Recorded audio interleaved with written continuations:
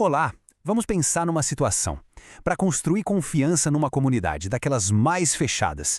E se a melhor ferramenta não for a conversa, mas sim o silêncio? Pois é, hoje a gente vai analisar uma estratégia de comunicação que é radicalmente diferente. Ela inverte basicamente tudo o que se pensa sobre causar uma primeira impressão. A pergunta que guia toda essa nossa análise é exatamente essa. Parece um contrassenso, né? No mundo que vive gritando por atenção, a ideia de usar o silêncio para ser ouvido soa meio errada. Mas é justamente aí que essa estratégia mostra sua força.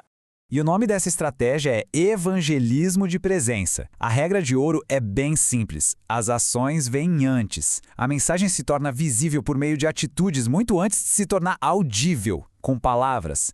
Basicamente, a ideia é conquistar o direito de falar, em vez de simplesmente tomar esse direito para si. É uma inversão total da abordagem que a gente costuma ver por aí.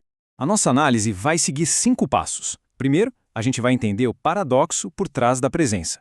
Depois, o princípio do visível antes do audível. Aí vamos ver o plano de ação na prática, o poder da consistência e, por fim, como tudo isso constrói, aos pouquinhos, a confiança. Começando pela seção 1, o paradoxo da presença. A ideia central aqui é como ganhar a confiança das pessoas fazendo aparentemente muito pouco. Esse slide mostra uma mudança fundamental de mentalidade. Essa estratégia abandona completamente a ideia de uma colheita rápida, sabe? O foco não é o resultado de agora, mas sim em preparar o solo. É um trabalho lento, de formiguinha, para construir aceitação, familiaridade e só então, lá na frente, colher a confiança. É um jogo de longo prazo. E com isso a gente chega na fundação de toda a estratégia, o princípio do visível antes de audível. Afinal, por que essa ordem é tão, mas tão importante? Essa citação aqui é a chave de tudo. A sequência é o que mais importa. Quando as ações chegam primeiro, elas vão construindo um capital de boa vontade. Agora, quando as palavras chegam antes, sem ter essa base, o resultado mais provável não é aceitação, não, é resistência. E aqui a diferença visual é gritante. Olha só, à esquerda, a ação gera uma permissão, é quase um convite. Já à direita, a palavra, quando não foi solicitada, é vista como uma intrusão, sabe? E aí ela acaba gerando uma barreira de defesa. A ordem não é só um detalhe, é ela que define se a porta vai se abrir ou se vai fechar. Ok, a teoria a gente já entendeu, mas como é que isso funciona na prática? Vamos mergulhar no plano de ação. A ação principal é quase banal de tão simples: distribuir água gelada. E o motivo é genial. É um gesto universal, que não pede absolutamente nada em troca. O objetivo aqui não é puxar papo não, é simplesmente passar por 3 fases. Primeiro, ser notado, depois ser aceito e finalmente ser reconhecido como parte da rotina daquele lugar. A logística também é toda pensada na simplicidade. A equipe ideal tem só 4 pessoas. Por quê? Porque é o número que dá conta do recado, mas é pequeno o suficiente para não parecer um grande evento, sabe? Nem uma invasão. Mantém a coisa toda discreta e pessoal. O tempo de cada ação também é limitado, só 2 horas. E isso é crucial. A ideia não é fazer um mega evento cansativo uma vez por ano. É fazer um esforço pequeno, gerenciável, que possa ser repetido toda semana sem falha.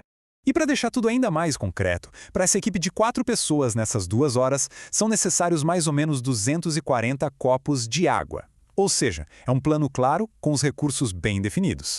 A abordagem em si é um roteiro com pouquíssimas palavras. A oferta direta. Se a pessoa aceita, um sorriso, entrega e a equipe segue. Se recusa, um obrigado e a equipe segue também. O pulo do gato aqui é a total ausência de insistência. A interação é curta, sem pressão nenhuma. E isso por si só já é a mensagem. Agora a gente vai para o que a fonte dessa análise chama de eixo estrutural de todo o método. Não é só um detalhe logístico, não. É o elemento mais crítico de todos, a consistência. O objetivo dessa rotina toda é transformar a equipe de estranhos em parte da paisagem. É pura psicologia social. A consistência cria previsibilidade, e previsibilidade gera segurança. A comunidade deixa de ser surpreendida por aquela presença e passa a esperá-la. E isso remove qualquer sensação de ameaça.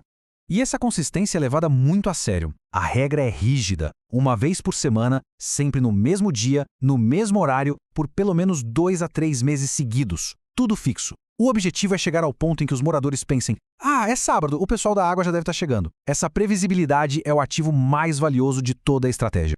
Mas o sucesso da estratégia depende tanto do que se faz quanto do que deliberadamente não se faz. Como a gente vê aqui, a disciplina é total. Nada de orações, nada de convites, nada de discursos, é uma verdadeira arte da contenção. A confiança não é construída apesar dessa restrição, mas sim por causa dela. E finalmente chegamos à última sessão. Como é que se mede o sucesso de uma estratégia tão focada no longo prazo? Bom, a resposta está em observar um processo bem gradual. O sucesso aqui não é um evento isolado, é um processo, medido em 4 estágios. Primeiro, a equipe é vista só como uma estranheza positiva. Com o tempo, essa estranheza vira reconhecimento. Depois, o reconhecimento se aprofunda e vira confiança, com as pessoas começando a interagir. E só lá no final, como resultado de tudo isso, surge a abertura. E com ela, a pergunta que todos esperavam. Afinal, por que vocês fazem isso? E aqui a gente chega no clímax da estratégia. A mensagem verbal, a explicação, só aparece no último ato. E detalhe, apenas se o público pedir por ela. A permissão para falar não foi assumida desde o início. Ela foi conquistada com semanas de serviço silencioso. A palavra não é imposta, ela é merecida. Essa citação final da fonte é a síntese perfeita de toda a filosofia por trás disso. A força não está na intensidade de uma única ação, mas na constância de pequenas ações ao longo do tempo. Pouco e constante funciona. Muito e irregular morre. Simples assim. E isso tudo nos deixa com uma pergunta final. Indo além desse caso específico, o que essa estratégia nos ensina? No mundo obcecado por impacto imediato, por quem grita mais alto, qual é o poder, muitas vezes esquecido, da consistência silenciosa? Talvez a forma mais poderosa de mudar as coisas não seja com um grande barulho, mas com um gotejar constante e paciente.